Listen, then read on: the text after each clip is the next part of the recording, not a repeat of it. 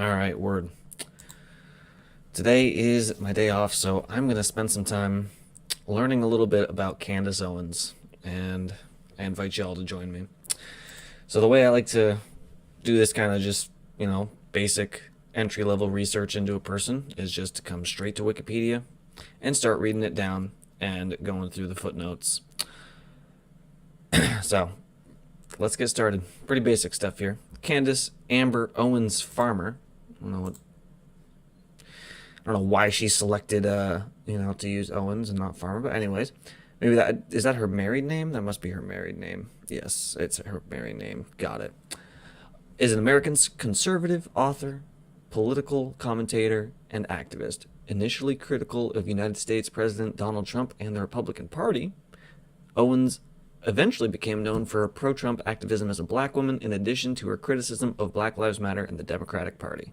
That is certainly what she's known for now. She worked for the conservative advocacy group Turning Point USA between 2017 and 2019 as its communications director. 2021, she joined the Daily Wire and hosts Candace, a political podcast. Early life and education. With her siblings, Owens was raised in Stamford, Connecticut by her grandparents from around the age of 11 or 12 after her parents divorced. She was the third of 4 children. She said her paternal grandfather, Robert Owens, a black American, was born in North Carolina. Owens is also of Caribbean American heritage through her grandmother, who is originally from St. Thomas, U.S. Virgin Islands. She's a graduate of Stamford High School. Don't really need to go through these. This, I think, is where things start to get spicy. And I've already pulled up a bunch of links here, so we'll go ahead and read through these. In 2007, while a 17-year-old senior in high school, Owens said she received 3 racist death threat voicemail messages totaling 2 minutes that were traced to a car in which the 14-year-old son of then mayor and future governor Daniel Malloy, was present. Okay. So let's see. This is,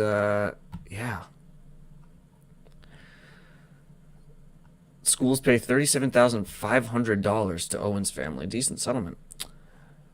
The Stanford Board of Education will pay $37,500 to settle a federal lawsuit which claimed the schools failed to protect a Stanford High School student from racial attacks. So she sued the school for this. Interesting. The settlement agreement, obtained under the Freedom of Information Act by the Stanford Times, states that the school board has 30 days to pay the $37,500 to Stanford High graduate Candace Owens and her father Robert Owens through their attorney Norman Pattis of Bethany.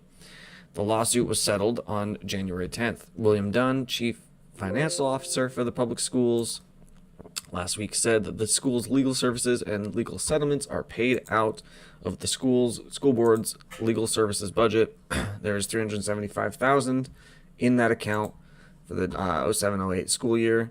Candace Owens and her father, Robert Owens, filed the lawsuit against the Board of Education on May 24, 2007 in New Haven federal court for, quote, knowingly failing and refusing to protect, end quote, her from continued harassment from students who left death threats and racial and sexual slurs on her cell phone's voicemail this past spring when she was a student at the school.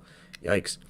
According to the settlement agreement, the Board of Education denies all claims of wrongdoing and settled the suit to avoid the cost and expense of litigation. Huh. Okay, well, I mean, the settlement does tend to imply that, there is some sort of wrongdoing there, but it is, I don't know, I guess kind of a bit of a low settlement, $37,500, not really all that much, but anyways. The lawsuit, filed by attorney Norman Pattis of Bethany in New Haven District Court, alleged that the Board of Education took no action on Owens' behalf after she and her family reported a series of threatening phone calls on her cell phone to school authorities.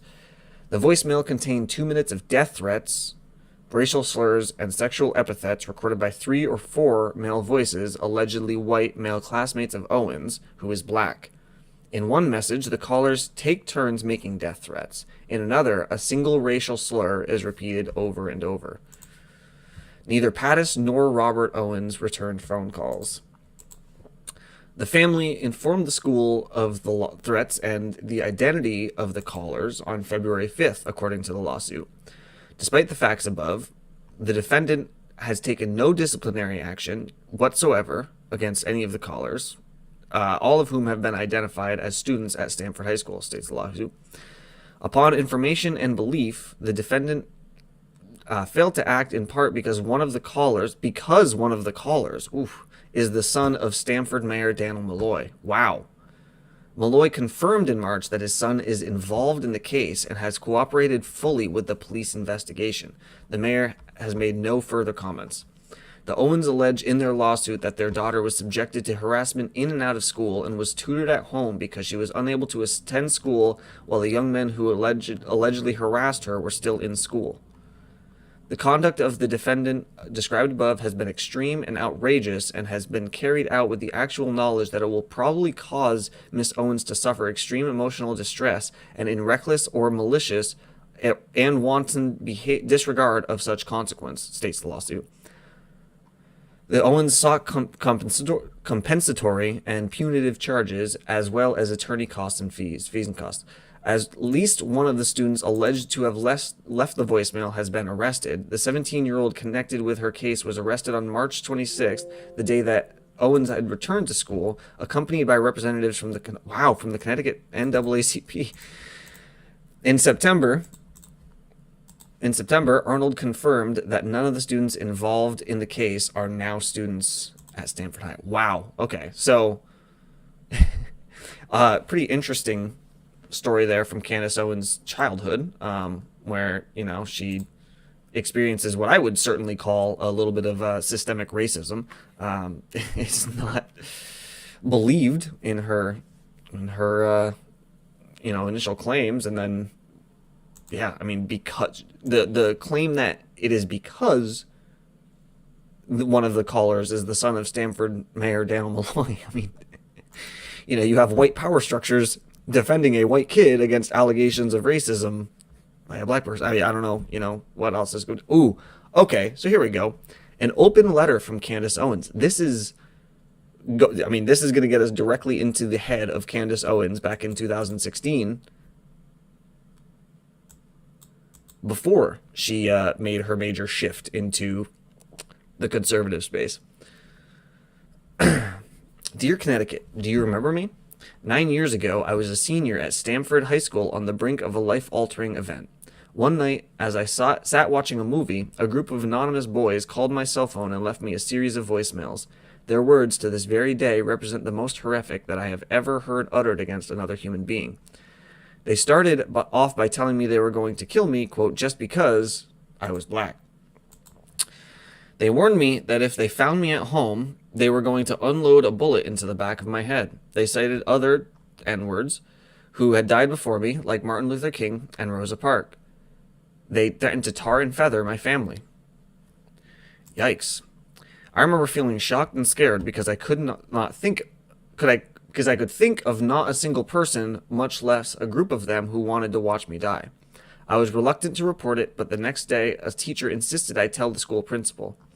And then nothing was ever the same. By some random stroke of misfortune, one of those involved was Daniel Malloy's son, a boy I had never even laid eyes upon. Malloy was mayor of Stanford at the time, and for obvious reasons, the mixture of politics and race proved irresistible to journalists. Soon my face was plastered on the front page of every newspaper across Connecticut, and everyone from the NAACP to Dr. Phil wanted in on the story. Do you vaguely recall me now? The connection meant that arrests would not immediately be made. The local police told me they needed to treat the case with special diligence, and they called in the FBI to help determine whether the 4 boys, 3 of whom were perfect strangers to me, had committed a hate crime.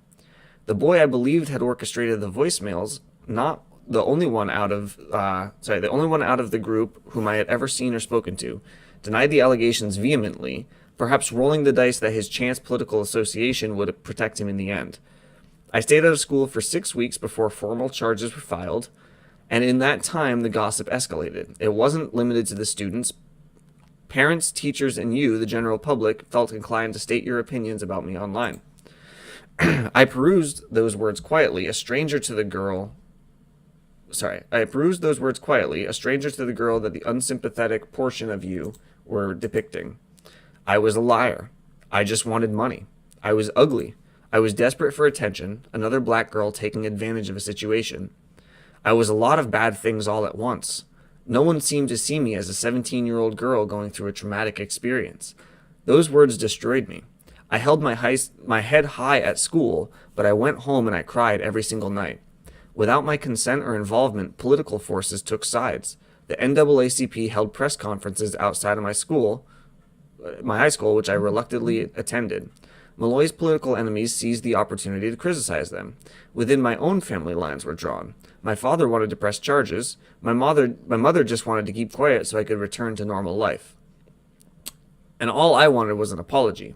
I wanted someone to be accountable, admit they had made a mistake, and just say sorry. But to this day, no one has. Not even our governor, who at the time had no comment other than that his son had been fully cooperative with the police. And so what was my takeaway? I hated Stanford. I hated Connecticut, but above all else, I hated myself. I hated that my name would come up in a Google search for hate crime.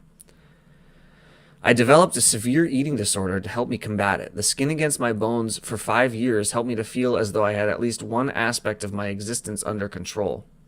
After college, I moved to New York City and disappeared into its masses. The city was much too fast-paced for anybody to stop and take notice of me, much too distracted by its own idiosyncrasies. I felt lonely, and my God, it was magnificent. For the first time, I was given an opportunity to grow up, to remember who I was, absent the inked impressions of a judgmental community.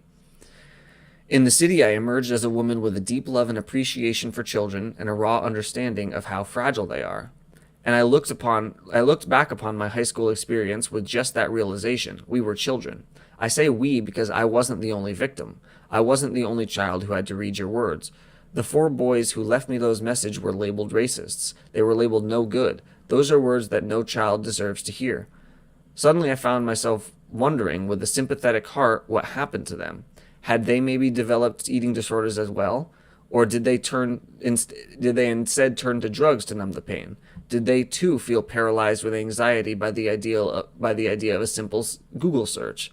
Had they also tried to kill themselves a year later in their college dorms? Connecticut, do you remember any of us? I do, and I'll be the first to say I am sorry. To all of them for having to endure that experience, a group of children dissected in labels. Were they wrong? Categorically. Should they have been held accountable for their actions? Undeniably. Did they deserve to be branded by a society? No. Because I'll tell you something that you may not have realized about not only them, but all of us children from Generation Y. We are a generation of lab rats, a generation that participated as the world sped up.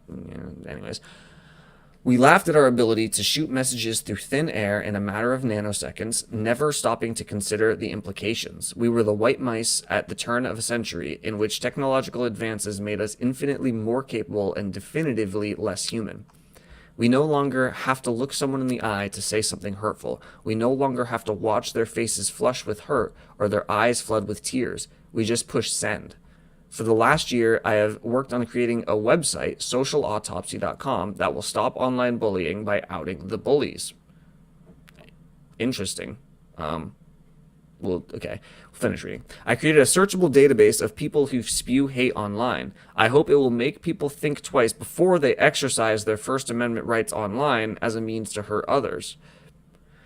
And this wouldn't be fun without a public challenge to Governor Malloy to contact me, to look me in the eye for the first time and stand with me as a leader in the fight against online bullying. I am once again so happy to be a part of Connecticut, my home state, and one I believe will be part of a real solution. Not just another perpetuator of divisive arguments. Sincerely, Candace Owens. Wow. So, I mean, there's just like a little bit of, I won't call it hypocrisy, I'll call it cognitive dissonance within this letter, where, you know, this statement, you know, this sentiment she expresses of being sorry that the people who bullied her were forced to go through a very, very rough experience of having, you know, their entire lives picked apart and being labeled racist. And, you know, did they too feel paralyzed with anxiety by the idea of a simple Google search? Well, I mean, she expresses that, and I think I tend to agree with the sentiment she's expressing there. But then she goes on to say, "I've created this website that you could. It's not Google, of course, but you can just search this database, and if someone spews hate online, well, they're in there. So I mean, just a little bit of a cognitive dissonance there. But wow, this letter, very different Candace Owens than the one that we know now. Okay, well, do we want to read this one, or actually let's read this one here first, because this is I guess this is back in 2007. NAACP escorts alleged hate crime victim to school. So I mean, this is the other thing. 2007, and she's an alleged hate crime victim, right? There's a lot of people who they make it sound like this conversation about hate crimes and everything just started in the last decade or so. But nope, it's been going on for quite some time now, and turns out Candace Owens was on the other side of it for a little while. But anyways, let's get into this one. Surrounded by a phalanx of family members and NAACP officials, the victim of an alleged hate crime returned to Stanford High School to confront school officials and resume classes. It was the first day Candace Owens, 17, had attended Stanford High School since early February, when several teenage boys left her several racist and threatening voicemail messages. The messages were left by boys sitting in a car in a car late February 3rd. One of the boys in the car was the 14-year-old son of Mayor Daniel Malloy, but it is unclear if his voice was one of the four that can be heard in the messages. At least one of the boys is a Stanford High student who may be in a class with Owens, NAACP officials said. 2 security guards will trail Owens in school, and 1 will attend classes with her, officials said. Owens, who is the victim of an alleged hate crime in 2005, is this the same one? Said she was thankful for the support system and ready to return to school. I'm assuming this is the... I mean, maybe not though, because wait, she was out for 6 weeks, right? So that time frame would be about right. So I mean, what was the alleged hate crime she was the victim of in 2005? Huh, that's interesting. I'm gonna have to try to look deeper into that and figure that out. Anyways, said she was thankful for the support system and ready to return to school. This is her senior year, said her father, Robert Owens, one of the biggest moments of your life. NAACP officials yesterday called for police to arrest all 4 teens that can be heard on the tape. Police have said they expect to arrest at least one of the boys this week. School officials have said they will not discipline any students until police finish their investigation, a stance the NAACP criticized again Monday. Quote, "Here we have these racist, misogynist, classist messages, and there is no investigation," end quote, by the school, said Dawn Westbrook, an attorney for the state NAACP. She accused school officials of shifting the blame by delaying any action until the police make an arrest. Students have been suspended for less, Westbrook said.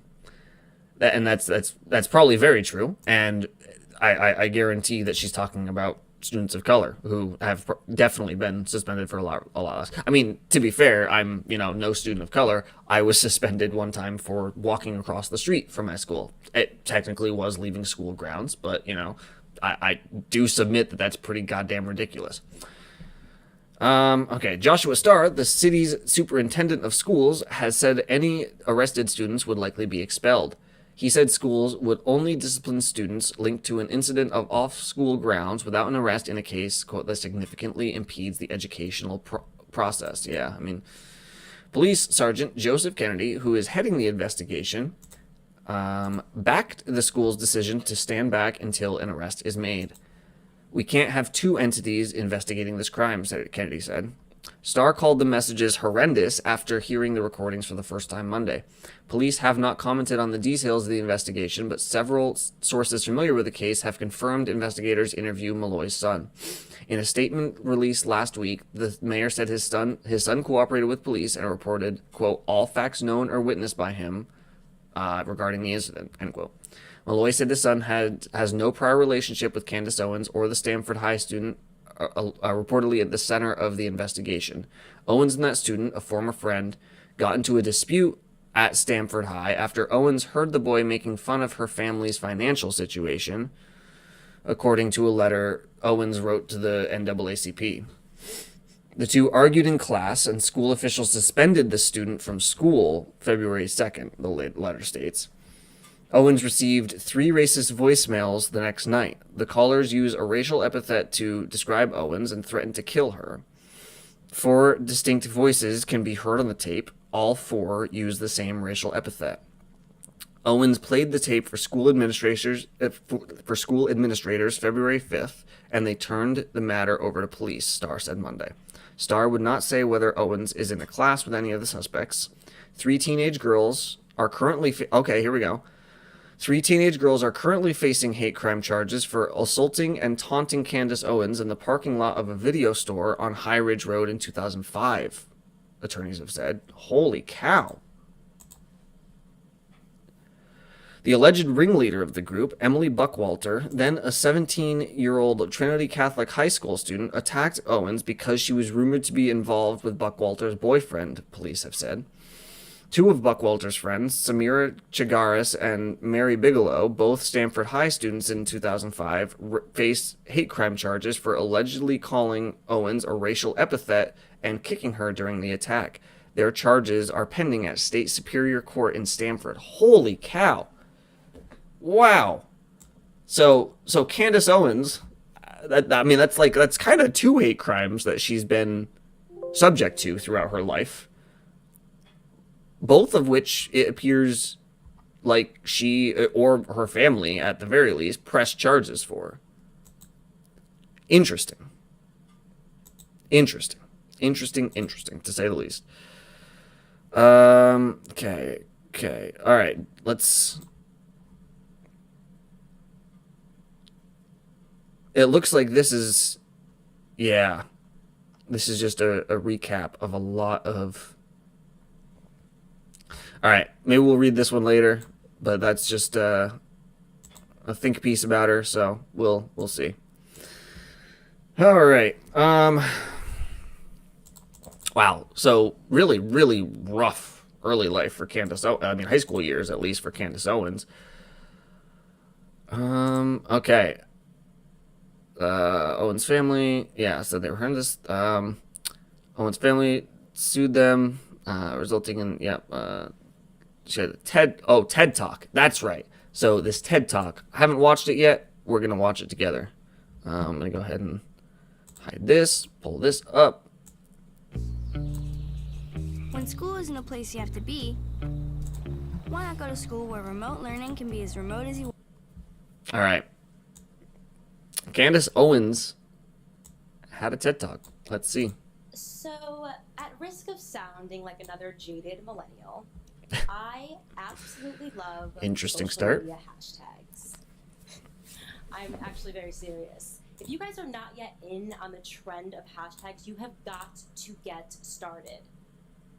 Formerly known to us This as is funny. digit symbol thingy, She's hashtags like, have become a way to establish universal she's trends in so terms of what hip. everybody is talking about online. There are weekly recurring ones like hashtag TBT, which stands for Throwback Thursday, where users can literally affix any event from their past and reshare it with friends. Like this user who just happens to be throwing it back to last week in Miami when he was at a concert. There are also politically inspired ones, like you all know, such as hashtag Scare Hillary in 4 words, which is amazing. You really can get lost in the comedic abyss that the internet has become over the years. The point... I can't tell if this is like, I don't know. I can't tell where she's going here, but there were a lot of funny Hillary memes in 2016, so I'll give it to her. Once a hashtag is used enough times by enough people, it is described as trending worldwide. And that really is one of the most amazing things about the internet today, that we have this means of communicating with people from all over the world. It's birthed an era of what I like to refer to as digital activism. An example of this occurred on November 13th, 2015, when the city of Paris was struck by a series of horrific terrorist events you will all recall. It was actually due to the speed of the internet and its associative hashtags that we received real-time coverage of those events. And individuals began using that hashtag Pray for Paris to send love and support to all of the victims. And the beauty of something like that is pretty hard to ignore, right? Digital activism as a means to spread love and support throughout the world. It really is amazing that in this day and age, we need but push a button to demand change. If you think about it, we don't even have to leave our bedrooms to inspire the political climate. But you have to wonder, is that always necessarily a good thing? A colleague of mine presented a very interesting question when she asked me, have you ever noticed how issues seem to sweep through social media like hurricanes and then recede almost as quickly as they came?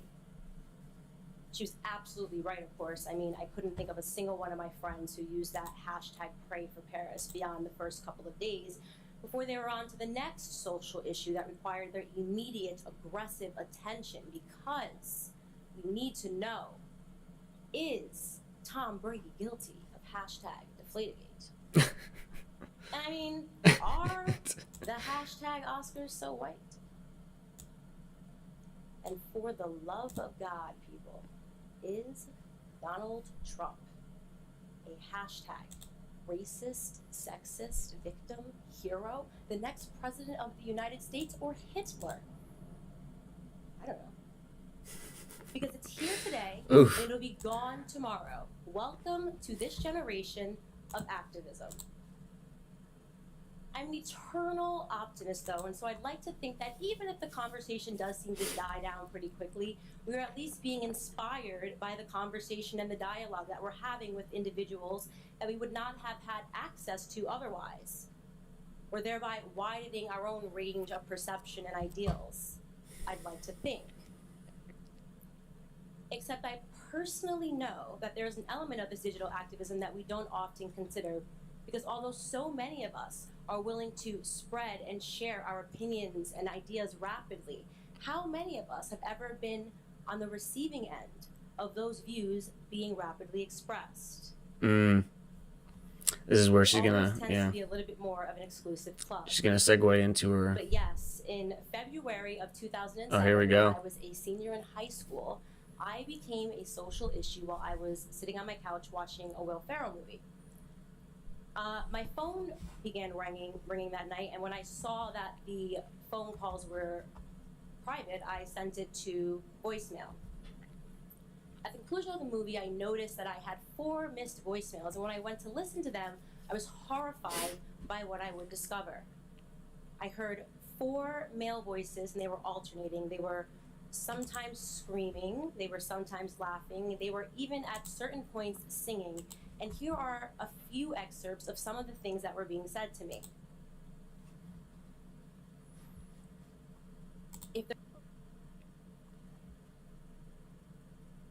Yikes. Holy shit. Holy fucking shit. There's a way to summarize it. In short, they told me that they were going to kill me. They told me things like they were going to tar and feather my family, that they were going to put a bullet in the back of my head as they had done to Martin Luther King. They told me in so many words that I better not be home. I was absolutely traumatized, and in terms of action, I didn't really do much. I'm going to assume that because we're all human beings, all of you are feeling a certain emotion as you're reading through these messages, but I'm going to ask you to hold on to your hashtags as we get through this story. So that night I simply cried, and I remember feeling incredibly confused because I couldn't think of 4 individuals, not even one individual, that wanted to see me dead. The next day at school, I confided what had happened to me to my philosophy teacher, and he was adamant. He was like, you do not let this thing go. And he marched me into the principal's office. And when she heard the voicemails, she had an equally strong reaction, and she made the quick decision to phone the police. And that was the beginning of what would become a very dark period of my life. Because I was absolutely correct in my assessment that there were not 4 individuals that I knew that wanted to see me dead. In fact, it would turn out that 3 of those individuals were complete strangers to me. And by some random stroke of my own misfortune, one of those strangers happened to be the current governor of Connecticut's son. And so the issue very quickly became hashtag politics, and we all know that the figurative hurricane swept right on in. My face was splattered across the front page of every newspaper throughout the state of Connecticut.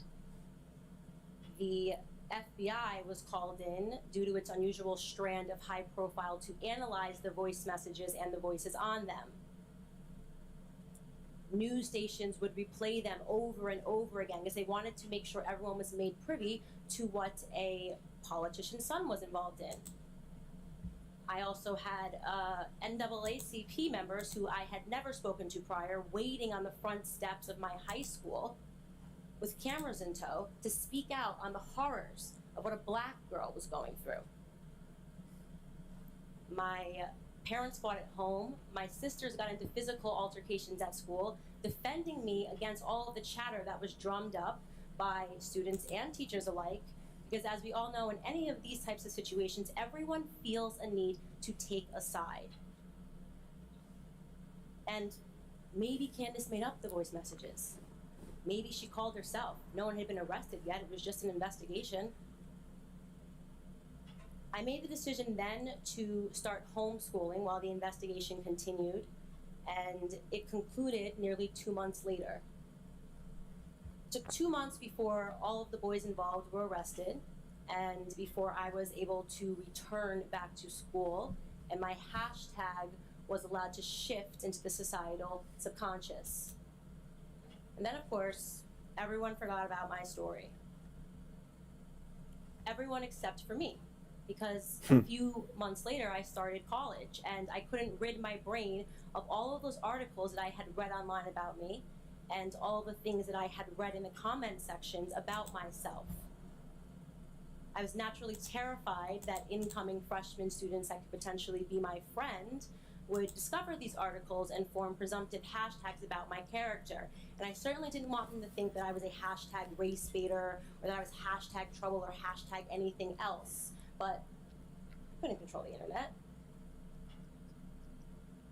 What I did, however, discover was that I could control my body, and I began manifesting that experience through severe anorexia, a disease that would stick with me for the next 5 years. This is a photo that was taken of me 3 years later in 2010, and I went on to lose about 10 pounds after it was taken. And if I am being completely honest, Holy cow. on this stage right now, I remember my anorexia very dearly. I had an affectionate relationship with it. It was very hard for me to let it go because it was my best friend for 5 years. It gave me control of my life back. I felt somehow that with every calorie that I avoided, I was also avoiding the problems from my past. And those problems retrospectively could have been solved if somebody had just said sorry and taken responsibility for what happened, which never happened. It's an incredibly interesting afterthought to have, that our digital activism over these perceived acts of inhumanity can itself become the act of inhumanity. That as a society, we tend to drum up these hurricanes to combat what may initially have just been a storm. That's because the method of activism has morphed completely. When our parents and our grandparents were coming up, that word required a physical presence. They had to march on the front lawns of the White House to put an end to the Vietnam War. They had to risk their livelihoods to put an end to institutions like segregation. Activism meant maybe being arrested. Activism meant maybe being killed. So they had to care deeply, beyond the concept of a trending hashtag, to voice their outrage. But today we have the internet. And the internet is fast, and the internet is amazing, but it doesn't exactly require physical presence, and it therefore allows us a level of detachment. Mm-hmm. I agree with 2016, Candace. So when I bring myself back into that circumstance and back into high school, I always ask myself, could any of those children have said any of those words to my face? Better yet, what would have been the outcome even had I have just picked up the phone? It is so easy to yell at an object because objects don't have emotions. People do. Had I picked up the phone, it would have heard my voice, a voice of a real human being carrying real emotion, and it would have stopped them in their tracks. It would have tethered them to their own humanity.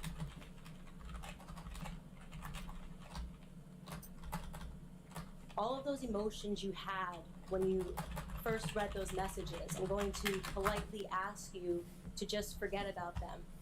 Because the truth is, those children were not monsters. Those children were not hashtag racist or anything else.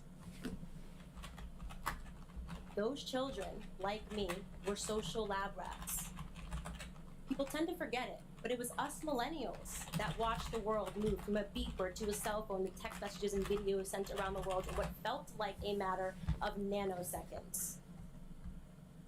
You see that green line that just starts trending upward right around 2012? That represents the increase in core digital technologies over the years.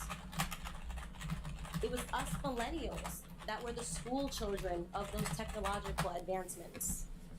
We were the unwitting participants in a great social experiment.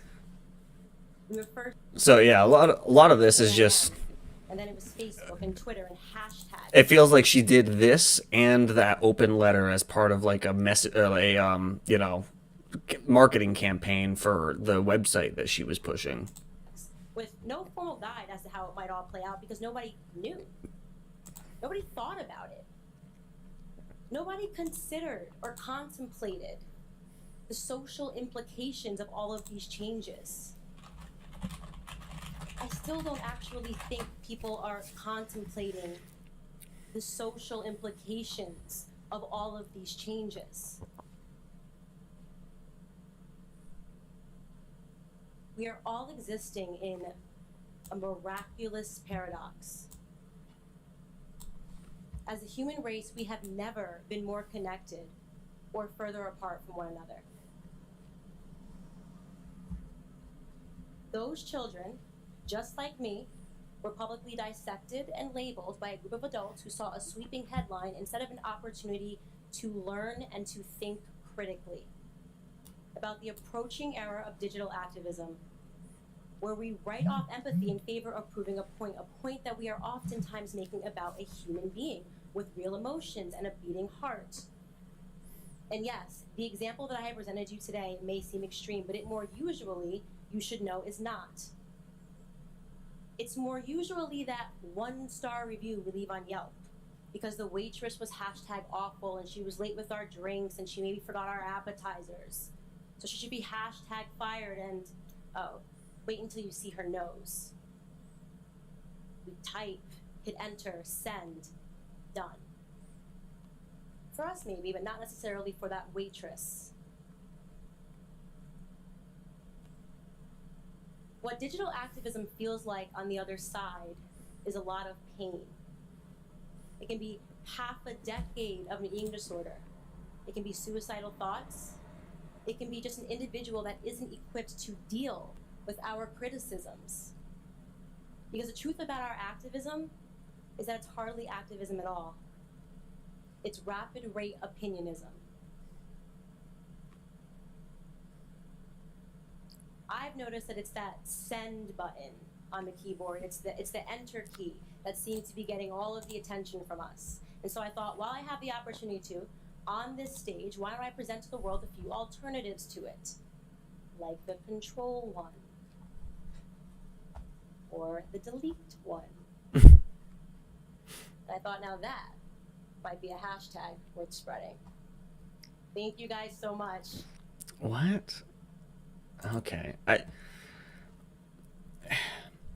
I understand the point that she was trying to make with that TED Talk. I didn't hear her actually plug her website, which it didn't end up getting developed. So maybe she was just trying to make the larger point and not necessarily plug the website. But yeah, I didn't really hear her deliver the point all that effectively. But it is, I can't, I think it is, obviously it's pro free speech to say you can put up whatever kind of website you want, even if that website is doxing people, right? Like, I guess doxing can be, seen as some form of free speech. I wouldn't necessarily, because it does have the potential to cause harm to other people. If you're doxing someone and then violence is visited upon that person, well, it's kind of your fault in some capacity. So a little bit, I don't really agree with her point fully there. But that being said, this was her in 2016. She has, shifted very significantly since then. So she has a TED Talk on that topic. Great. Again, so this all happened back in 2008, and this TED Talk was in 2016. So she's also had time to, reflect and shift a little bit on that as well. Yeah.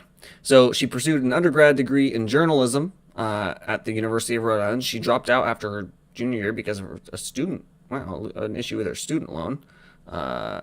Interesting. Did I pull that up? Did I pull that up? I don't know if I did. We'll go ahead and YouTube tested Trump. Oh, okay, I did pull it up. I did. It looks like that's another one of those think pieces. So maybe we'll read through it at the end. I'd rather just get through her story for now. But real quick, I'm gonna go to the bathroom. So we will get back to reading about Candace Owens in just a moment.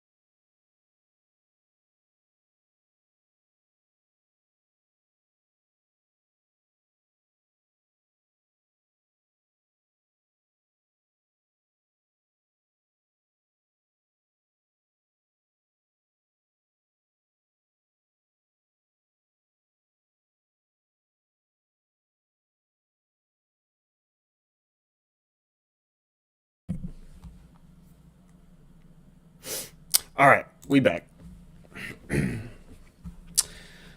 So, we left off. All right. The issue with our student loan. Almost have all those bought. That's what's up. All right. Afterwards, she worked as an intern for Vogue magazine in New York. In 2012, actually, let's wonder. Okay, that's maybe we'll check that one out too. What was that one? That was 21. Okay, we'll throw this one in here as well. All right. Okay. She worked for Vogue. In 2012, she took a job as an administrative assistant for a private equity firm in Manhattan, later moving up to become its vice president of administration. Interesting. So 22, let's check that one too. Let's see. Truth and testimony disclosure form. I should have. Okay.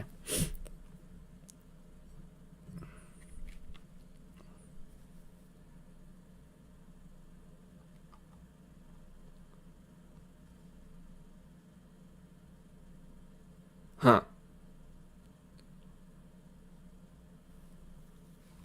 So I wonder if she worked at the private equity firm like up until she started to blow up on YouTube.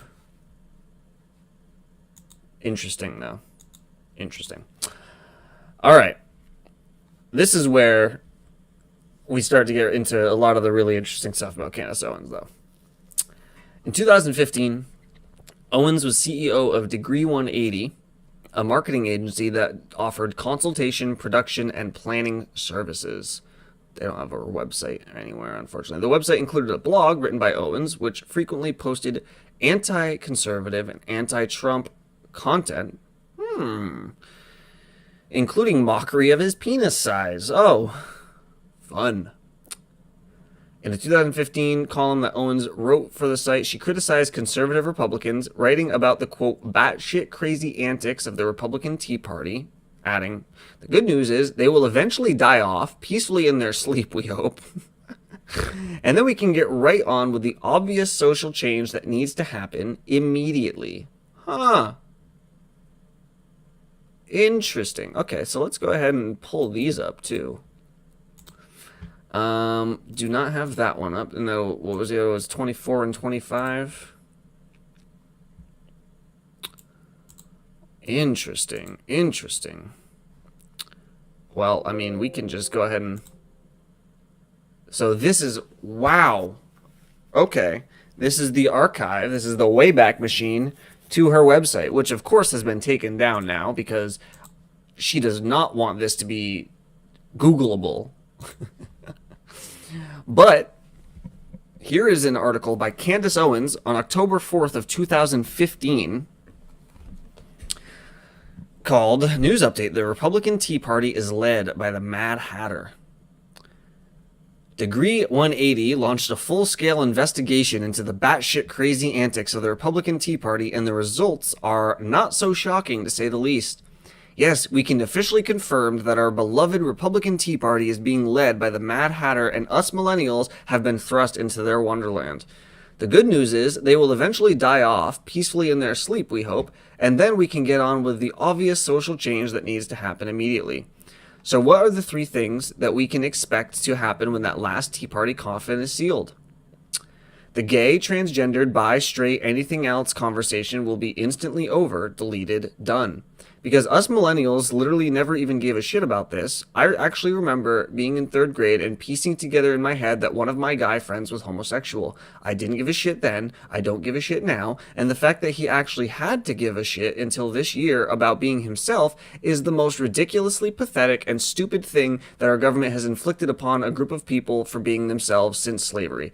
This is like horrific writing, but it's also very much not something that Candace Owens would express today. Interesting. It is not my business who somebody else wants to have sex with or love. Not yours either, Tea Party peeps. I actually find it creepy that you have cared so much for so long about somebody else's sex life. Huh. Oh my god. Well, that sure is interesting. People will instantly acknowledge that the president's penis should never be a topic of discussion, like ever. Or any other political office holder for that matter. Frankly, me and my millennial peers did not exactly understand why it was such a big deal that Bill Clinton got a blowjob in his office. Well, it wasn't necessarily the blowjob, it was the lying about it. I also don't really think it was that big of a deal. Anyways, I don't care who my doctor, banker, grocery bagger, or any other person that I may come across in my daily life is having sex with, as long as they do their fucking jobs. All of that talk about, quote, but his morals, gets you nothing but a mandatory STFU from me. Unless you are Hillary Clinton, it was not and will never be your business. And if a person I worked for ever asked me about my sex life, I'd probably lie to them too. When he does something illegal, see definition, contrary to or forbidden by law, while lying under oath is illegal, then please give us a call. In the meantime, let's talk about real issues, ones that affect the world, not one man's marriage. I can think of about 1,000 that we can choose from. I don't know if, like, I mean, I guess it might have been, like, Bill Clinton, like, it might have been a topic of conversation then, but I feel like it wasn't a topic of conversation in 2015. Anyways, women's reproductive organ. Oh, wow. Okay. Women's reproductive organs and issues will no longer be a topic of presidential debate. Huh. Call me weird, but personally, when it comes to my ovaries, I prefer to speak to my gynecologist. I don't think the leaders of the free world should have to be an expert on the issue, nor should they ever publicly voice their opinions. Yes, I understand that it was recently confirmed that the Republicans are actually stuck in the 1950s, and the leading scientists of the world are doing everything in their power to correct the time warp. Are these? These are other links. These are other links to the website. Oh boy. Oh boy. Okay. But, like, come on. Also, when I consider the hot button topic of abortion, I'd like to do so with, I don't know, maybe my fucking partner, the one who impregnates me. Maybe even my best friend, my mother. Certainly not my goddamn president, so stop asking that redundant, inappropriate question during presidential debates. Clearly, the Mad Hatter has been aggressively pushing an agenda of genitals over the last few decades, for which we salute you Tea Partiers for fighting the good fight, but really, we are done with this and demanding an end to this ridiculousness now. Wow. Okay, hold on. I need to just, like, look at this website for a little bit longer. I just need to, like, focus on this website because, my God, does it seem that there are a lot of fucking gems in here. Holy shit. Oh my, okay. Okay. Wow.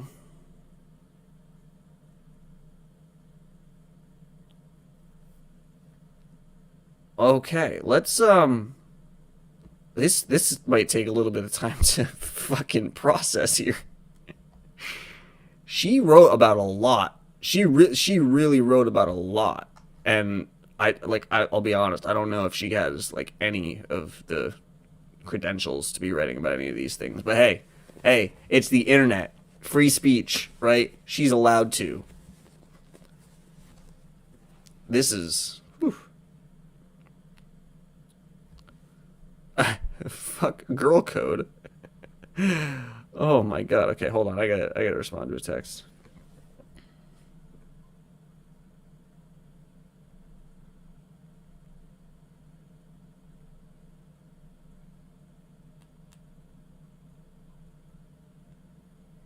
Cool. We're having a fire tonight. That's gonna be fun. All right. Wow. So this is like, there's a lot here. Stop using the word broad immediately, huh? I mean, you know, I can't necessarily blame her for setting up a clickbait website in 2016. You know, this is a pretty. Wait. Huh? Interesting. Okay, that seems, a little contradictory. All right. All right. There's a lot here. But okay, so this isn't by her, but it is on her website, and she does link to it in another piece of hers. So, might as well give it a read and attribute it to her because it's her website. Again, she had to approve this going on her website. I'm sure I'm gonna agree with the message that this sends because from what I'm discovering is that if I go back to 2015 and meet Candace Owens, we would actually agree on a lot. Interestingly enough. Okay. Someone Please Help Republicans Get Out of the 1950s by Fiorella Gonzalez. All this talk about defunding Planned Parenthood, not one person seems to be talking about the real issue at hand here, the time warp that makes it so Republicans are physically unable to leave the 1950s. There isn't much research on this time warp, but this has to be the only explanation for why it is 2015 and leaders of the free world still want to chain up a woman's uterus like it's a rabid raccoon. Republicans spend a little less time yelling your opinions about female reproduction into the empty wasteland that are other Republicans' brains and spend a little more time educating yourself. You guys wanted to fund Planned Parenthood because you do not want people's tax money paying for abortions if those people don't believe in abortions. Fair. Planned Parenthood gets about $450 million annually from federal funds, $390 million of which comes from Medicaid, and Planned Parenthood is forbidden by law to use any of the money it receives to perform abortions. The writing on this website is just not good. But anyways, that means no taxpayers' money and no money from the government are going into abortions. Educate yourselves, Republicans. So what does this money go towards then? Nothing that important, really, just the availability of contraceptives, which gave women the rights to their own bodies in the 1960s, testing and treatment for sexually transmitted diseases for both men and women, menopause treatments, vasectomies, breast cancer screenings, cervical cancer screenings, and testicular cancer screenings. Okay, quick middle school anatomy refresher for those men who are still looking to defund Planned Parenthood. Women have breasts and a cervix, while men, on the other hand, have testicles. This means that Planned Parenthood allows men to walk into any of their offices and get screened for testicular cancers, as well as colon cancer, free of charge. They also have the ability to talk to a healthcare professional about a vasectomy and then subsequently have one at the same place. So that means Republicans, not only do you hate uteruses, but you also hate testicles. Is there no pleasing you? Not only do you want to take away the rights of women, but you also want to take the rights of men. What's going on in that office? Are all of you asleep while a monkey just stamps random bills? Abortion is a big debate, but when you have people like Governor Mike Huckabee, who tweeted, quote, hashtag Planned Parenthood performs 327,000 abortions per year. Sorry, Cecile Richards, this is not healthcare. They're making it harder for people to understand the facts. Cecile Richards is the current CEO of Planned Parenthood. First off, you're right, Governor Huckabee. They do perform around 327,000 abortions per year. Next to the 4,009,549 contraceptive services they perform, 3,955,926 sexually transmitted disease services, 1,830,811 cancer-related services, 1,178,000 pregnancy, prenatal, midlife services, and 76,977 other services.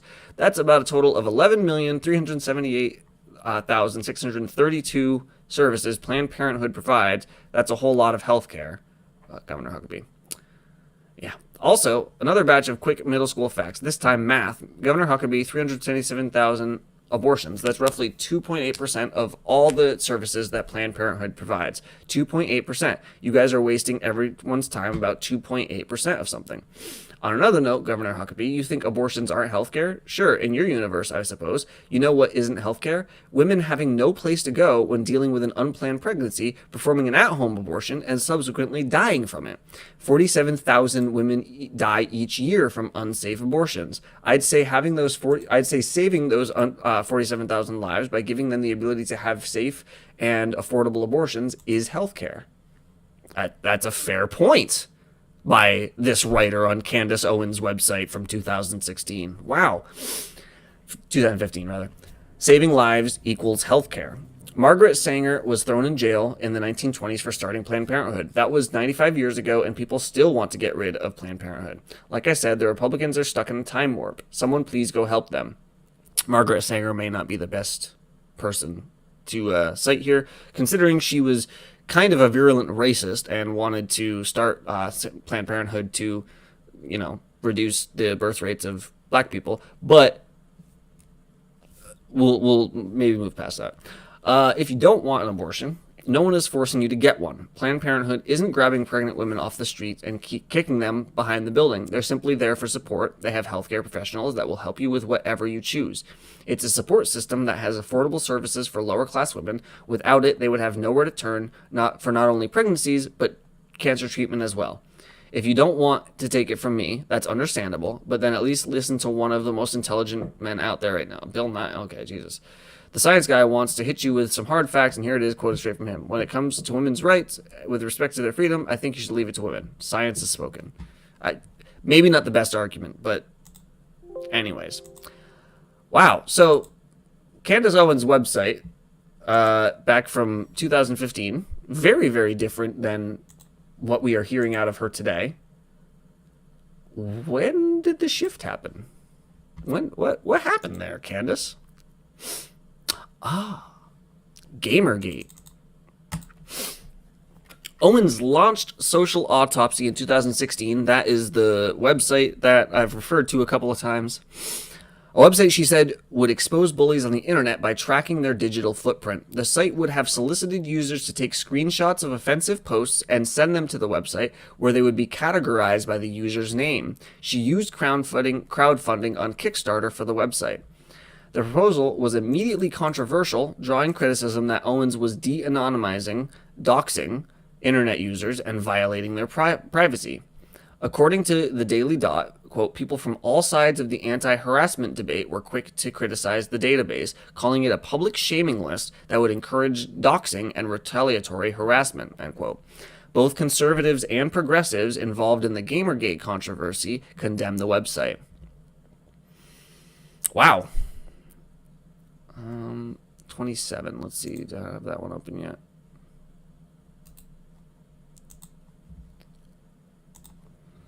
Controversial bully shaming database loses Kickstarter but will launch anyway. Kickstarter has suspended a fundraising campaign for a site that would have exposed online bullies to the world in a way that many critics have called glorified doxing.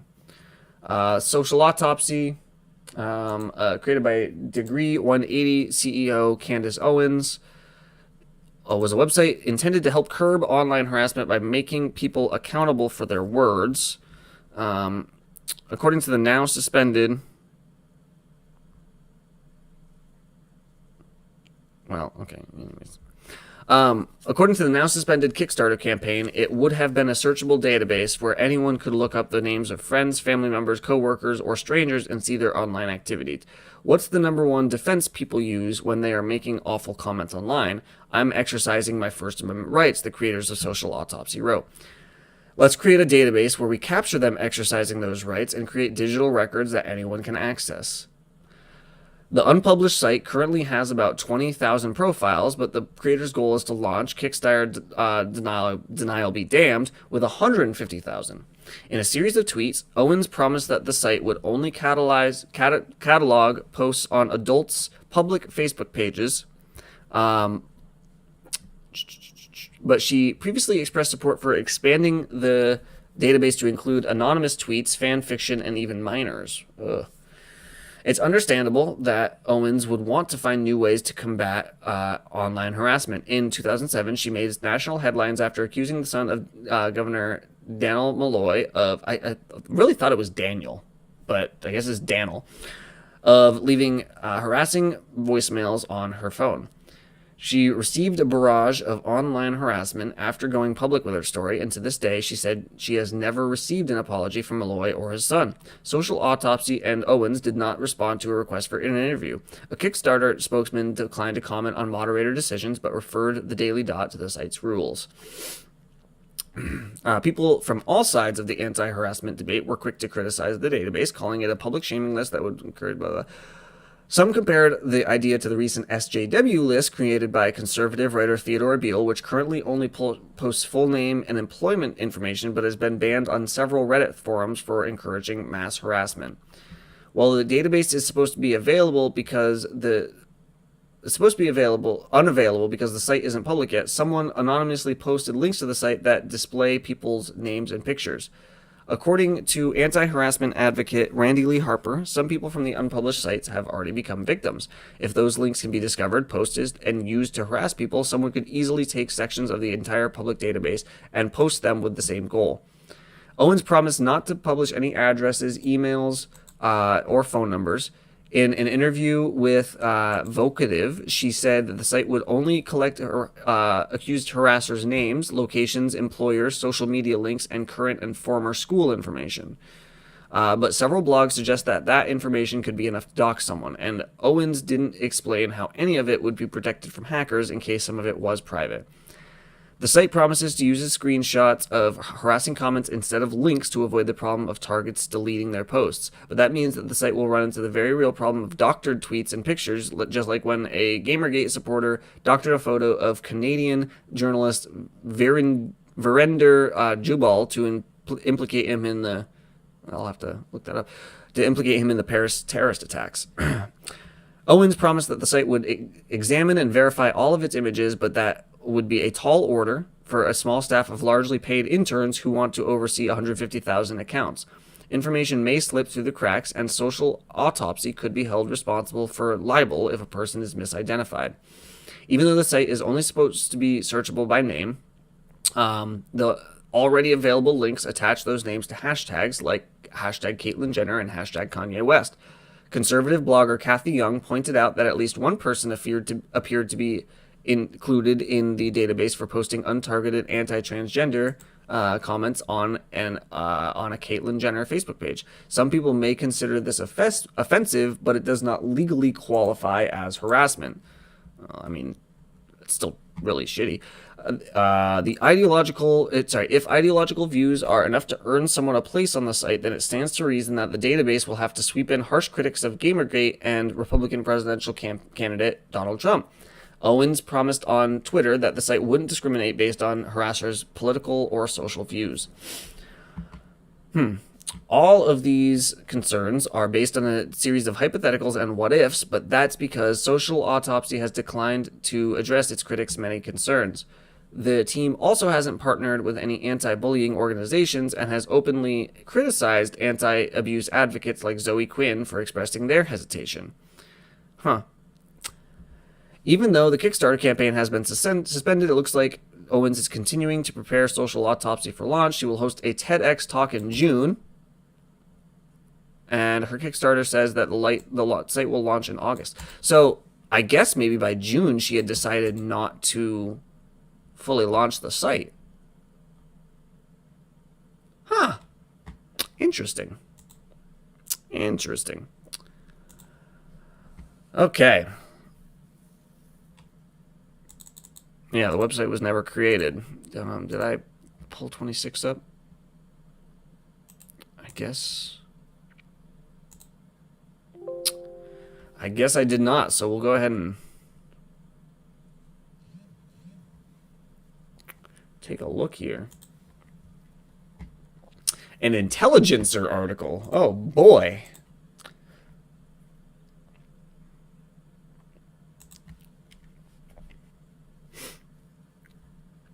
The Strange Tale of Social Autopsy, the anti-harassment startup that descended into Gamergate trutherism. If you stumbled upon the Twitter account at Social Coroner over the weekend, well, thank you for that opinion, Nate. Let's see. You might have immediately assumed it was being run by a type that's become sadly familiar online, the hardline Gamergator. If you spend enough time on Twitter or Reddit, you run into these folks occasionally, sitting at the far end of the obsessiveness bell curve. These are the dudes, and they're mostly dudes, convinced that a cabal of feminist, quote, social justice warriors, or SJWs, are controlling everything from behind the scenes, viciously targeting their enemies and punishing them for not towing an imagined wacko progressive line. Two common targets of this sort of obsession, and broadly speaking, two of Gamergate's biggest bêtes noires, are the anti-harassment advocates Zoe Quinn and Randy Lee Harper. And indeed, they were exactly who Social Coroner went after. Too obvious, ladies, too obvious. As if either of you possess the self-control to actually block me, you're on the sidelines waiting. One like. For a large chunk of the weekend, the account came hard at both women, implying they were part of a controversy or a conspiracy that was about to be unmasked. At times, the account sounded like it was tweeting from a besieged bunker, with the armies of Quinn and Harper closing in. At Randy and Joe, stop sending your clowns to try to scare us with legal health threats. If you're going to serve us, do it already. It could be, unsurprisingly, hard to follow. But at Social Coroner repeatedly asserted its superiority over its alleged tormentors. I consider the constructs of our society thoroughly and often, I think analytically. Randy and Zoe really banked on my being done, it tweeted at one point. Keep sending the troops, Randy and Zoe, at another. Throughout, the conspiracy talk was thick. Responding to another user, at Social Coroner wrote that it's literally a puzzle. The picture is obvious, but fitting the pieces will take time. Over the course of two tweets, separated by one in between, everyone pay attention to the mention. They are literally exposing themselves in the mentions. We can trace this all back to the origins. On the one hand, yawn. Sadly, these sorts of claims are a dime a dozen on Twitter. On the other hand, at Social Coroner is the official Twitter account of Social Autopsy, an anti-bullying startup that launched its Kickstarter last week, and the rant against Quinn and Harper garnered its hundreds of new followers. Quinn and Harper are very strange targets for an organization like this. Generally speaking, there is almost zero overlap between the sorts of people who publicly and repeatedly denounce those two particular women and the sort of people concerned with ending online harassment. What the hell is going on here? Yeah, what is going on here? I think this is the beginning of a shift out of Candace. It's a strange, slightly complicated story, but it's also a useful cautionary tale about what can happen when newcomers wander into the weirder, angrier corners of the internet without first reading a tour guide or two. Social Autopsy launched its Kickstarter campaign on April 12th, billing itself as a way to catalog the abuses of trolls and cyberbullies. Its founder is Candace Owens, a 26-year-old woman with a background in finance who has painful first-hand experience with bullying. When she was in high school in Stamford, Connecticut, a classmate and former friend left racist death threats on her phone, sparking a local scandal that came to ensnare the mayor and his son, the latter of whom was in a car with the perpetrator at the time he threatened Owens. It's clear that these events had an effect on Owens. Quote, the age of technology and social media has slowly disintegrated individual accountability, the consequences of which are devastating, unquote, she says on Social Autopsy's promotional video, which then rolls news coverage of a series of suicides that may have been caused, at least in part, by cyberbullying. She then explains what Social Autopsy will do. We attach people's words to their places of employment, and anybody in the world can search for them. What we are doing is figuratively lifting the masks up so nobody can hide behind, Twitter handles or privatized profiles. It's all real, and it's all researchable. You can still say whatever you want to say on social media, but you have to be willing to stand by your words. According to the Kickstarter, the company is seeking $75,000 in funding and hopes to launch with 150,000 profiles. Okay, interesting tweet. The pitch to anyone steeped in the world of social media in 2016 is odd, if not ominous. Owens is unclear how she plans to do any of the things she says she will, and listening to her description of a site that, quote, lifts masks and connects people's names to their employers, it's hard not to come to the conclusion that Social Autopsy's goals include de-anonymizing people online and making it easier to dox trolls and harassers. Ooh. And that's exactly how the Kickstarter pitch was interpreted by most of the people who saw it. The freakout was both immediate and predictable. A site that allows users to, quote, report people for an entry in a database that will portray them as a troll or a cyberbully has obvious potential for all kinds of abuse.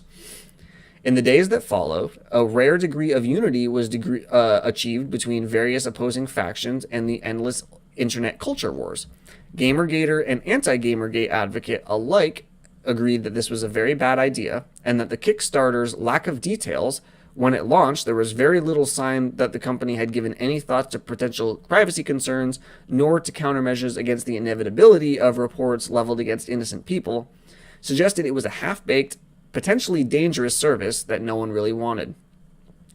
The response to Social Autopsy seemed, in short, like a clear instance of the internet, that is, the market for the service itself, rearing up and issuing forth a guttural, ear-splitting, no thanks. But that's not how Owens sees things. Instead, she's convinced the current online shaming she's experiencing, including death threats and violently racist language delivered into her company's inbox, are the result of a conspiracy, possibly a far-reaching one, spearheaded by Quinn and Harper. She thinks they, and particularly Quinn, are the ones sending her nasty emails, or that they started the hysteria which led to the inundation at least. She also thinks they're operating a network of sock puppet social media accounts trying to take down Social Autopsy, all because they're afraid of what the nascent company will reveal about them once it's up and running. There is no actual evidence any of this is true, and yet Owens, thrust into an internet culture war she knew nothing about coming in, has misinterpreted in a particularly cringeworthy way various bits of mundane evidence as implicating Quinn and Harper. She has accidentally become a true believer in a common variety of Gamergate conspiracy, all without even really knowing what Gamergate is. And she's convinced she's about to break the whole thing open in a big blog post she plans to publish on her website, Degree 180, later today. Interesting. We actually, where did that go? Where did that go? I need to find that again because, was it? Ah, here it was. So,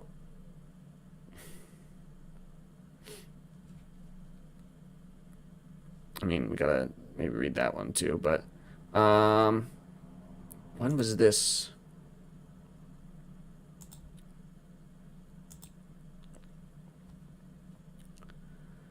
This was in April of 2016, so...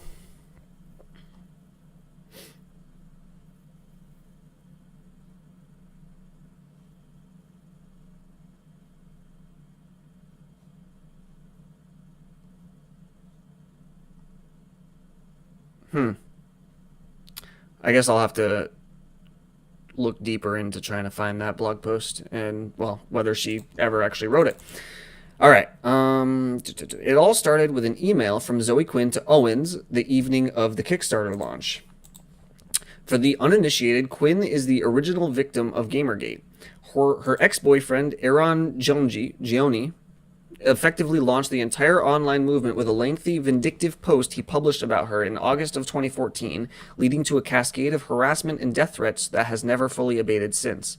She has expressed concerns about Social Autopsy on Twitter, and soon an autopsy intern gave her Owens' personal work email address.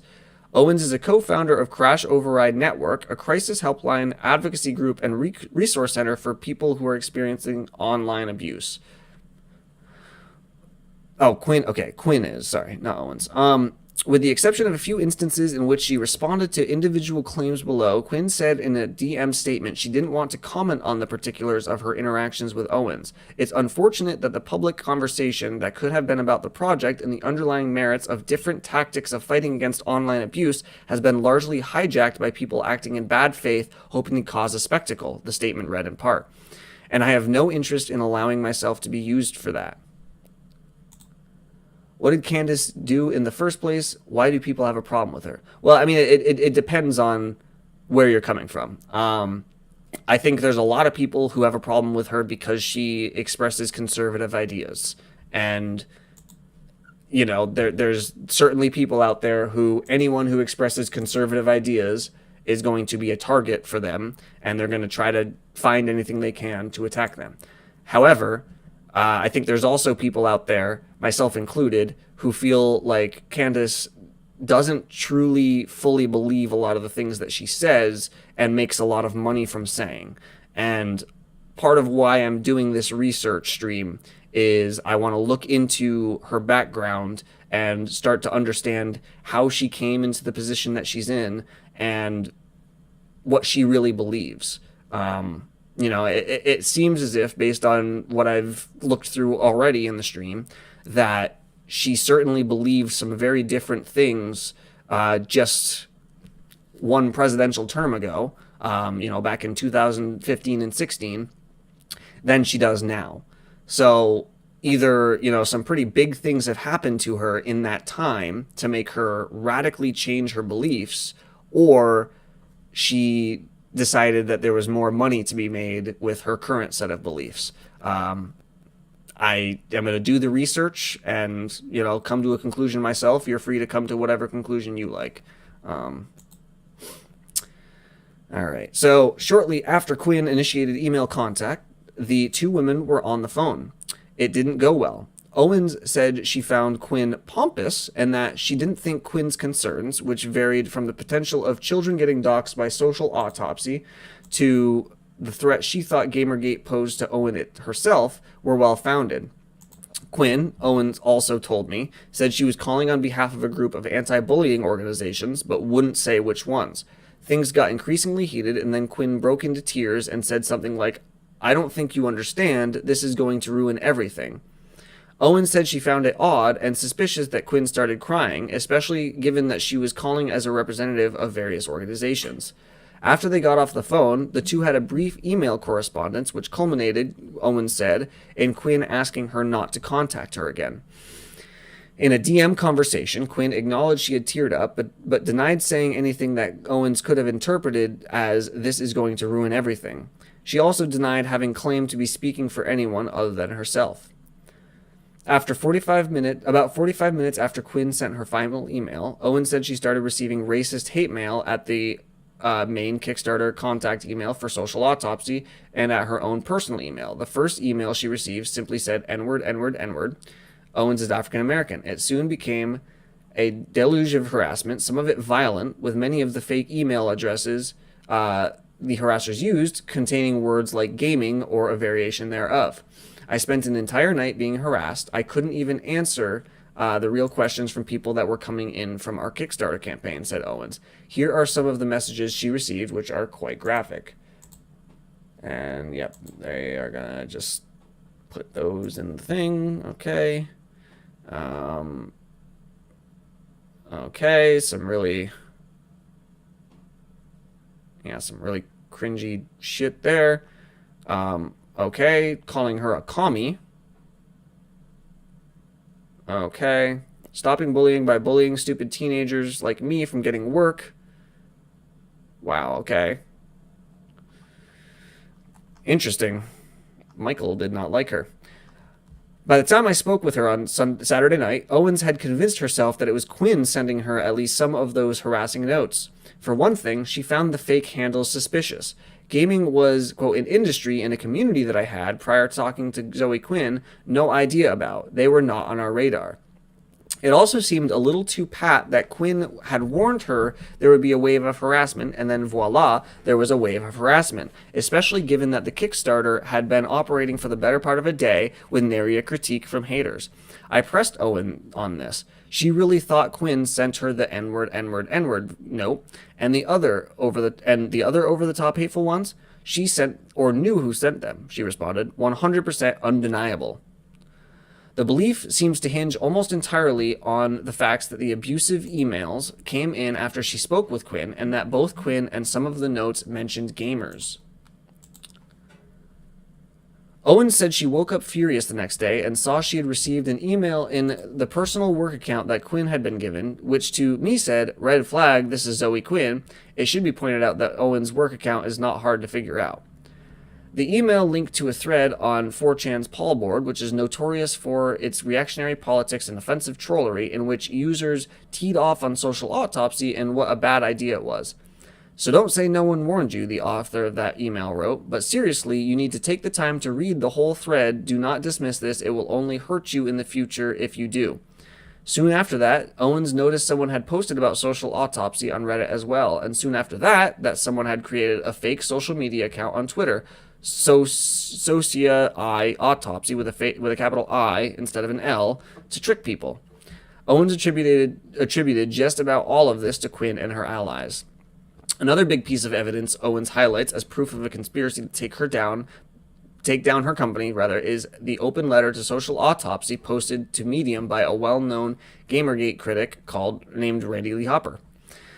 In the letter, Harper, a frequent Gamergate target and anti-harassment advocate herself, tore into Owens for wandering into a situation she didn't fully understand. Harper noted that at one point, Owens referred to Quinn as a Gamergate leader. This is kind of like referring to Obama as a big Tea Party activist. Yeah, true. Harper didn't hold back. I'm telling you my credentials so you can understand where I'm coming from when I tell you unequivocally you are a goddamn train wreck. Yikes.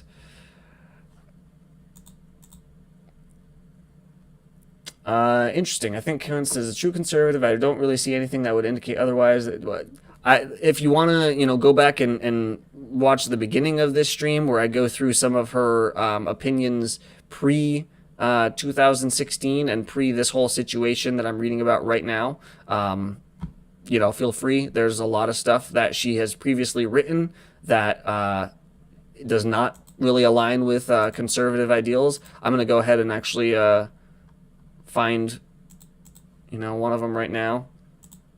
I don't think she's successful. She's successful because she's disingenuously spouting conservative talking points.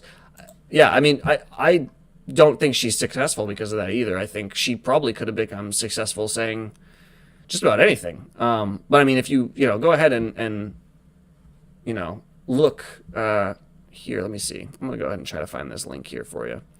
Yeah, so this is an article written by Candace Owens back in 2015 that I've already covered a little bit, but I'm just gonna go ahead and I'll post it in the chat here.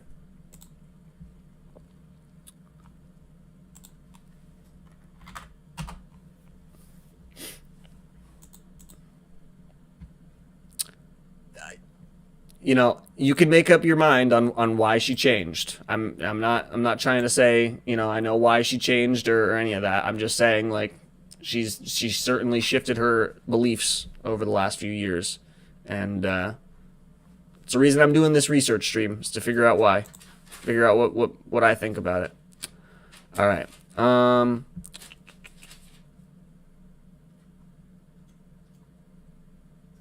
There we go. All right. Later.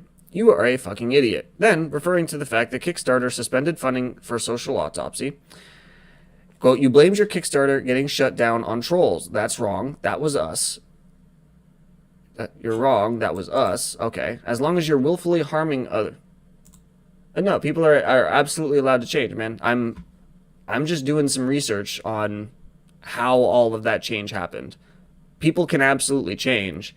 There's just, financial incentives for Candace Owens to change, right? She was making less money before as someone who, said a lot about social justice issues and who had actually sued various organizations for social justice issues in the past. And now she makes a lot more money doing what she does now. All I'm looking into is how that shift happened. Like I've said already, you can come to whatever conclusions you like to. I'm just doing the research.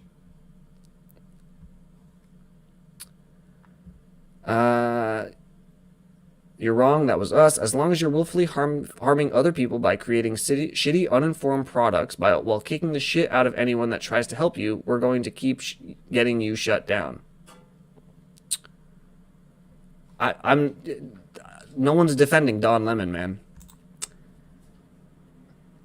If you want to go, I don't like Don Lemon either, I think Don Lemon is someone who gets paid to say certain things. I think most people on TV get paid to say certain things. If your argument is that Candace Owens is just doing the same thing as Don Lemon, or as you're actually making my point for me, right? My entire reason I'm looking into this is I'm trying to see whether Candace Owens is saying what she's saying because she's getting paid to say it. I think Don Lemon is saying what he's saying because he's getting paid to say it, right? I'm with you there.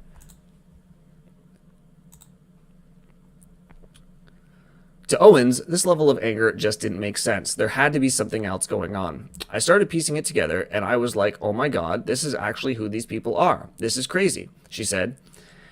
To find out more, she started researching Quinn's and Harper's names. Quickly, she collided headfirst with a key point of Gamergate orthodoxy. Many online harassment victims, particularly professional victims like Quinn and Harper, are making up or exaggerating the harassment against them. Hardcore Gamergaters even think Quinn, Harper, or both run elaborate ruses to try to convince the world they are under online attack when in fact they aren't. Part of what makes these theories so hard to believe is that if you Google either name, you can see that a disturbing number of people have been utterly obsessed with both women, particularly Quinn, since Gamergate broke. Given the sheer heat that has been blasted at them for so long, it would be bizarre if they hadn't been hit by wave after wave of abuse and threats. In a DM statement, Harper said, in part, this isn't the first project that was likely well-intentioned but lacked research into both technology as well as the psychology of harassment. Without that collective knowledge base and support of the pre-existing members of the online anti-harassment community, anyone entering this new tech sector is going to have a difficult time.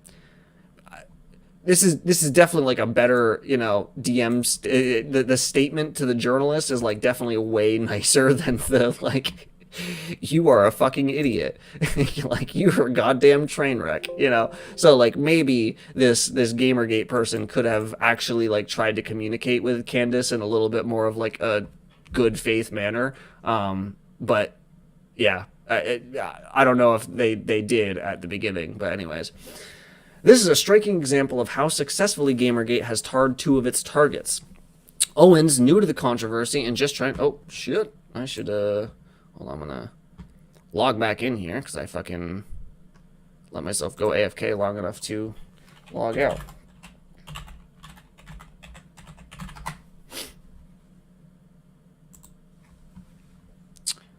Alright,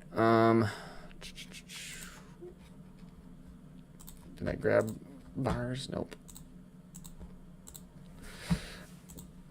All right. Where were we?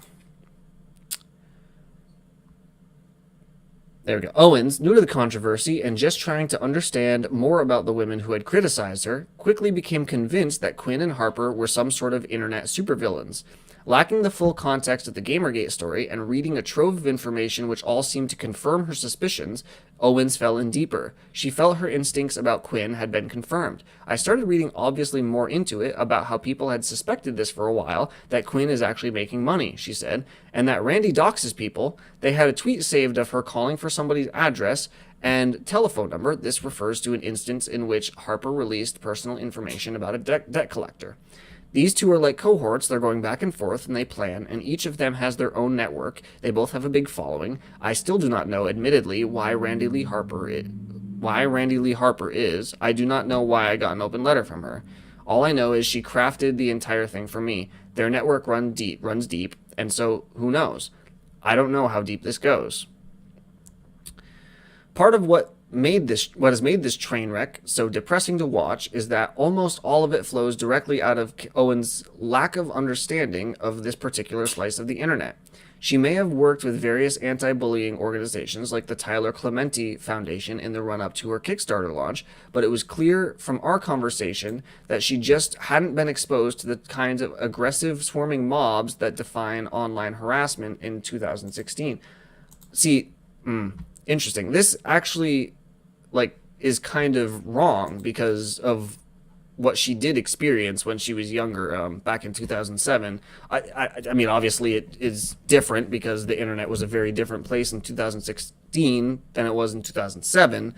But the way a lot of the previous coverage of her, is presented, like she did experience a lot of targeted harassment, and she definitely got a lot of this stuff. So when we were talking about social autopsy, her primary examples of the behavior she was hoping to catalog were people who left threatening Facebook comments about celebrities like Caitlyn Jenner. She thought it was important to discover, for example, the names of teachers who left viciously cruel comments about Jenner. I think that's just the example she gave. It may be a bad example to give, but I think that was just a... Yeah. Yes, people leave mean comments on Facebook, and yes, there is plenty of old school cyberbullying that should be addressed, but online harassment these days is much more complicated than that. Much more complicated even than the brutal, scary version Owens experienced growing up. Understanding it requires understanding a lot about anonymity, about troll culture, about who is likely to be a target in the first place. And it doesn't appear Owens or her colleagues at Social Autopsy came in with any of this background.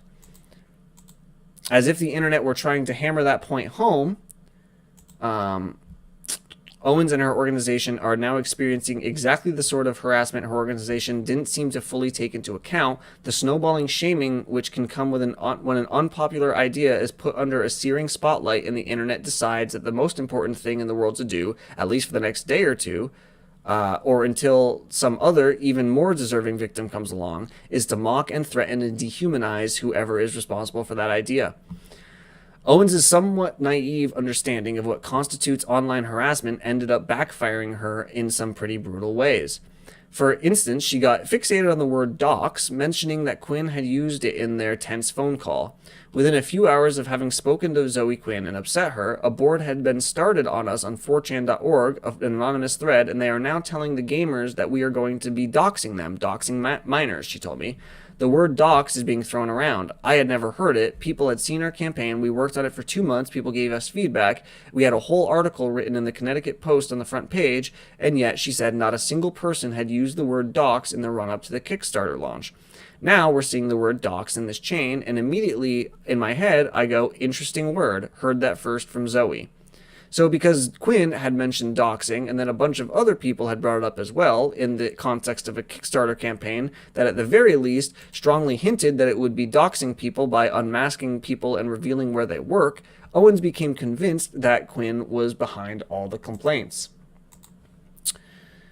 I consider the constructs of her... this is already... I already covered that tweet. This happened over and over.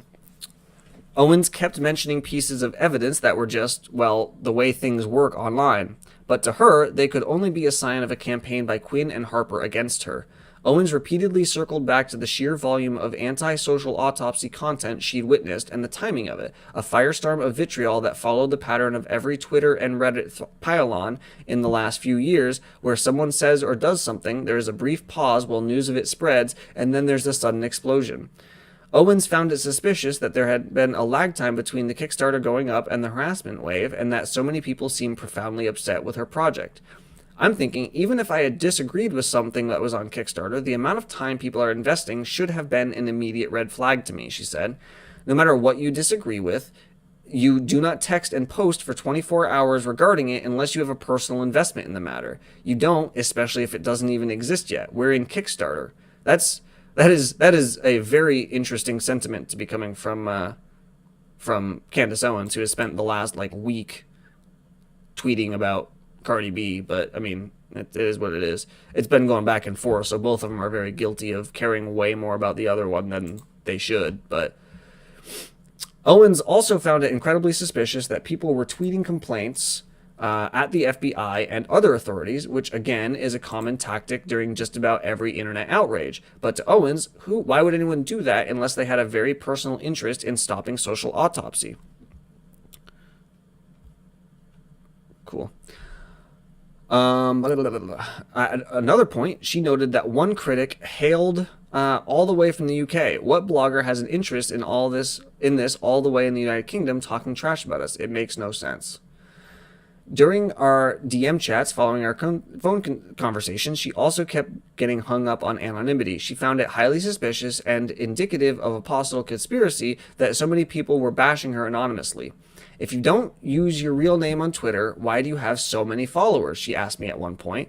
At another, Owens said she was pretty sure one particular account was in on the conspiracy because when she tweeted at them asking them to reveal their real name, only to her, they refused to do so.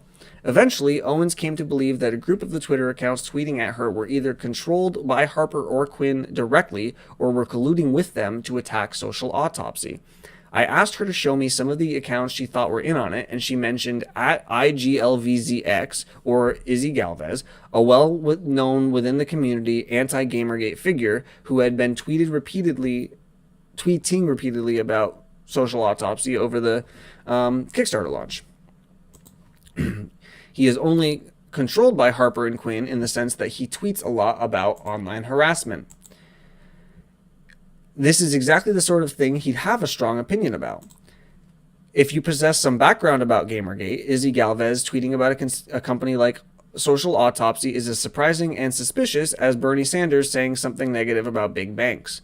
Pulling all her suspicions together, Owens laid out her full theory. She is convinced, based on a series of escalating misconceptions about how social media worked, mixed with a dose of exposure to the Gamergate literature and some helpful input from the Gamergate supporters who have been following her tweet storms, that Quinn and Harper are making a lot of money by faking harassment against themselves to boost concern about the issue, and that they were worried Social Autopsy would blow their cover.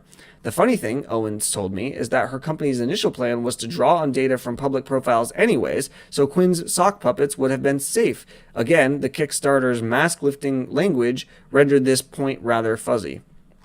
But now, she said, she has different plans. She wants Social Autopsy to get more technologically ambitious and to use it to tear down the entire Quinn-Harper ring of sock puppet accounts and fake harassment. Owen seems to have trouble accepting that her idea simply wasn't well received by, well, anyone. Only a conspiracy can explain what's going on. Everything happened all at once, she said. Things don't go viral like that, okay? It wasn't viral. It was contained. It was contained within one community, the gaming community. That's not how viral works. Viral's viral. Yeah, this is like a complete misunderstanding of, like, how viral things work, you know? Yeah.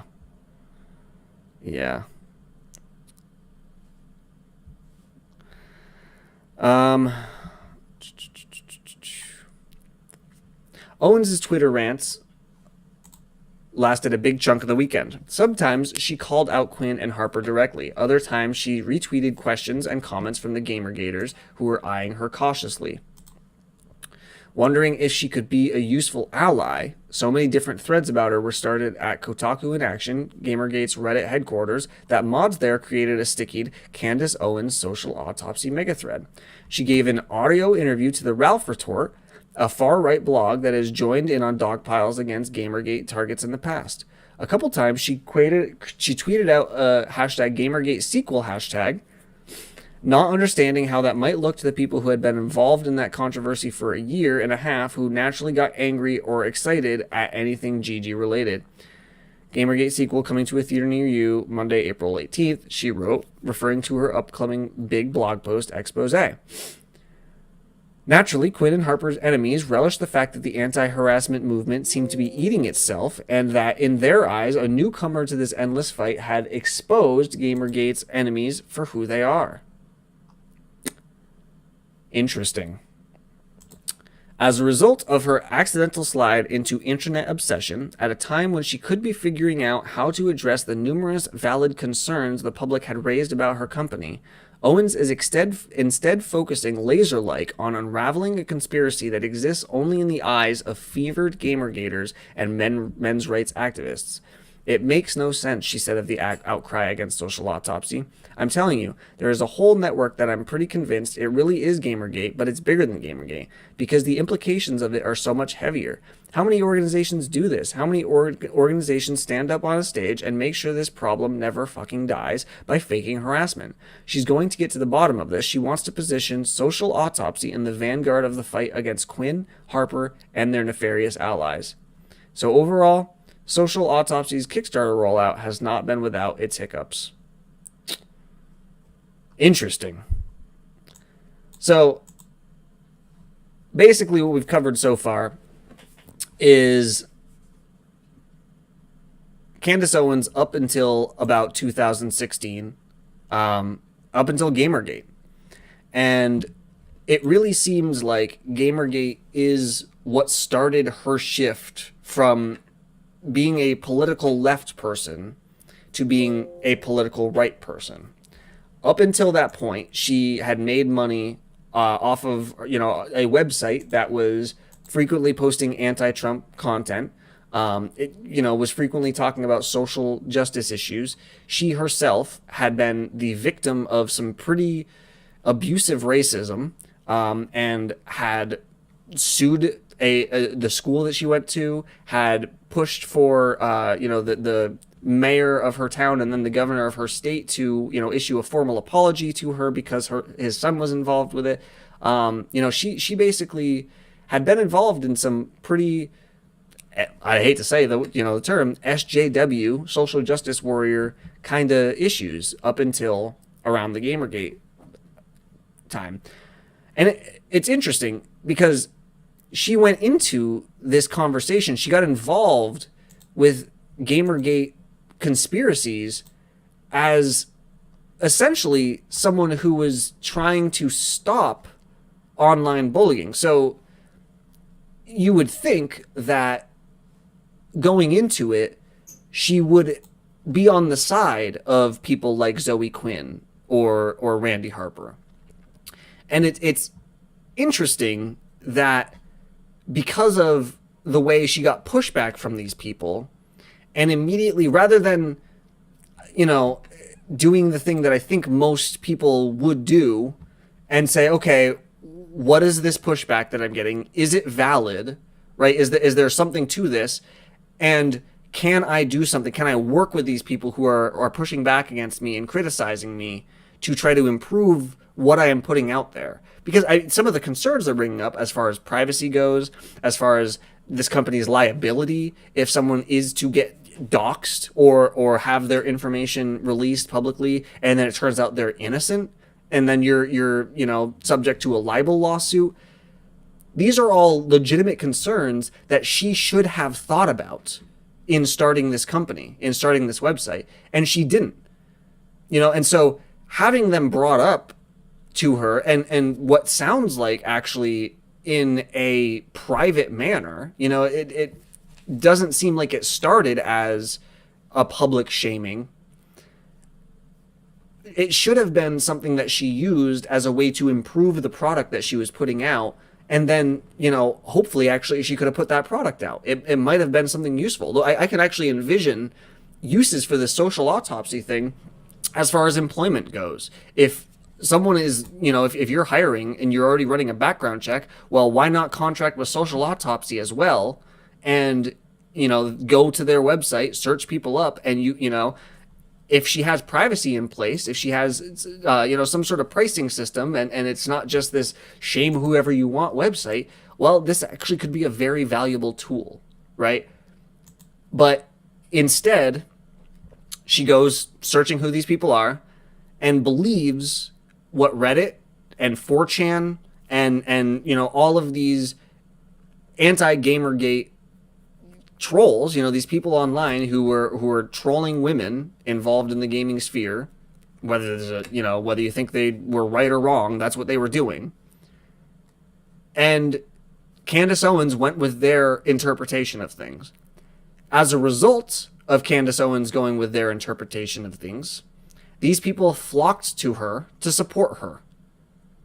She was seen as someone, because she's a woman, and she was within the anti-harassment space, as these bare minimum headlines were claiming about her, that she was someone that they could use to further their cause.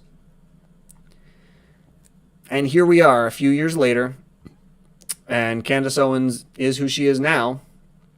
And I think a large part of it has to do with this situation, this Gamergate situation. We're almost 2 hours in, so I'm going to call it there. And tomorrow I'll come back and we will continue looking through this. I kind of want to start with some of the podcasts and radio discussions and things that Candace Owens did in the wake of Gamergate that really started to push her, I think, further down this right-wing kind of trajectory she's been on. Again, I had this conversation with someone in the chat. I'm doing this research because I want to make up my own mind. I don't know whether Candace Owens is a grifter who is just, faking her beliefs for the money. I don't know that. There's a lot of things that I've seen that support that, and I want to do the research into her. I want to fully dive as deep into Candace Owens' life as I can to try to figure out whether that's true or not. You're free to make up your own mind and come to your own conclusions. That's how the internet works. All this information is going to be available to you. Make up your own minds. But yeah, I will continue looking through these, and I'm gonna probably start looking through some other right wing and left wing people and trying to figure out, do they actually believe what they're talking about? Are these legitimate good faith actors that we're dealing with here, or are these people who are just trying to make a buck off of a movement online? So thank you for anyone who stuck around and watched today. Subscribe, hit the like button, all that stuff. Yeah.